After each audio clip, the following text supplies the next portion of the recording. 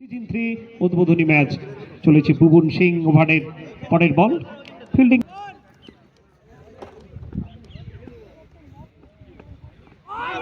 আর এদিকে টস ব্যাটে খেলার চেষ্টা, সরাসরি উইকেট আঘাত হানে এবং আউট আউট আউট।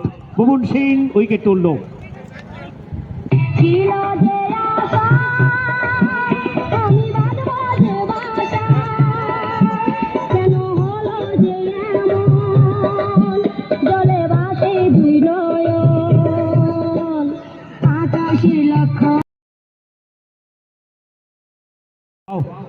দৃষ্টিনন্দন ওভার বাউন্ডারে 6টি রান।